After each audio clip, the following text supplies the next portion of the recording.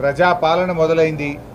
ఇవాళ దానికి బడ్జెట్ కూడా అద్దం పడతా ఉంది.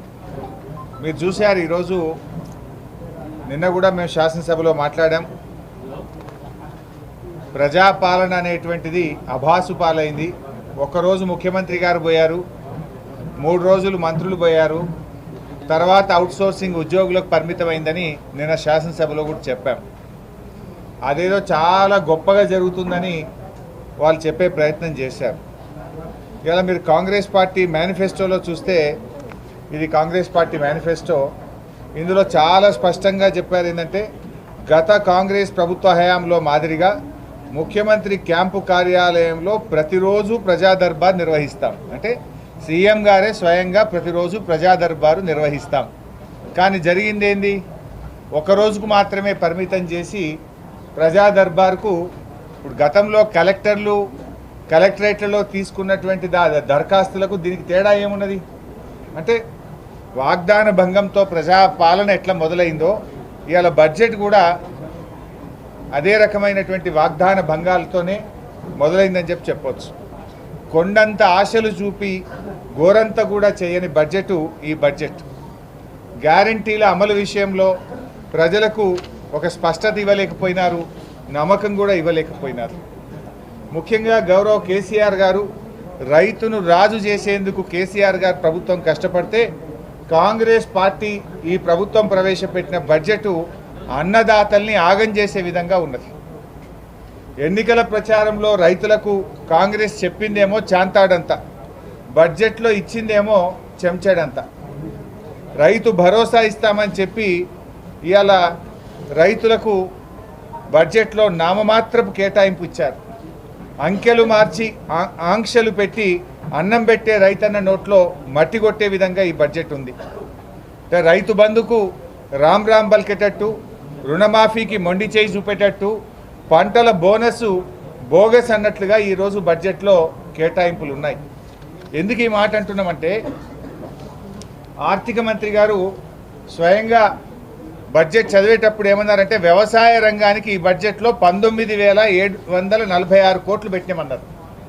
ఈ 19,746 కోట్లలో ఎస్టాబ్లిష్మెంట్ ఉంటుంది కదా, జీతాలు, ఎస్టాబ్లిష్మెంటే ఓ 3,000 కోట్లు పోతుంది. ఇక మిగిలేదంత ఓ 16,000 కోట్లు. మరి 16,000 కోట్లలో రైతు భరోసా ఎట్లా వస్తుంది, రుణమాఫీ ఎట్లా చేస్తారు, రైతు బీమాకు నిధులు ఎక్కడివి, బోనస్ ఎట్లా అమలు చేస్తారు, మరి అదేవిధంగా పంటల బీమా ఎట్లా చేస్తారు, ఫామ్ మెకనైజేషన్కు నిధులు ఎక్కడివి అంటే, మొత్తంగా ఈ రైతులకు మొండి చేయి చూపించింది కాంగ్రెస్ పార్టీ. అంటే ఈ హస్తం కాస్త మొండి చేయి అయిపోయింది రైతుల విషయం వచ్చేసరికి.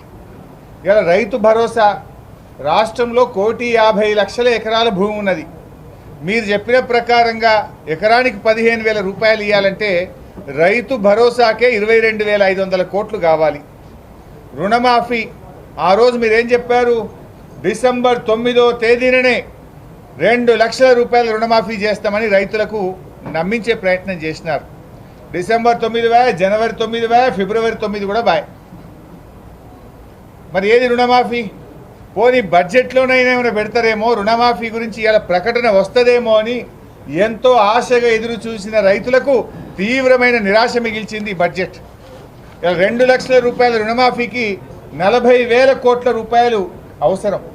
కానీ బడ్జెట్లో 4 రూపాయలు కూడా రుణమాఫీకి కేటాయించలేదంటే ఇలా రుణమాఫీకి మొండి చేయి చూపింది ఈ కాంగ్రెస్ పార్టీ. రైతు బీమా, మరి గతంలో మేము రాష్ట్రంలో రైతులందరికీ రైతు బీమా చేశాం. మీరు కౌలు రైతులకు కూడా రైతు బీమా చేస్తామన్నారు. మరి దాదాపు 2,000 కోట్ల రూపాయలు రైతు బీమాకు కావాలి. అదేవిధంగా బోనస్ ఒక వడ్లకే కాదు, మీరేం చెప్పినారు, మీ మేనిఫెస్టోలో స్పష్టంగా చెప్పినారు. ఇందులో వడ్లకు, మక్కలకు, కందికి, సోయాకు, జొన్నకు, ఈ పంటలన్నిటికీ మీరు కనీస మద్దతు ధరను ప్రకటించారు. మరి ఆ ప్రకారంగా బోనస్ ఇవ్వాలంటే 15,000 కోట్ల రూపాయలు పంటల బోనస్కే అవసరం. అంటే బోనస్ను బోగస్ చేసిండ్రు మీరు కాంగ్రెస్ పార్టీ.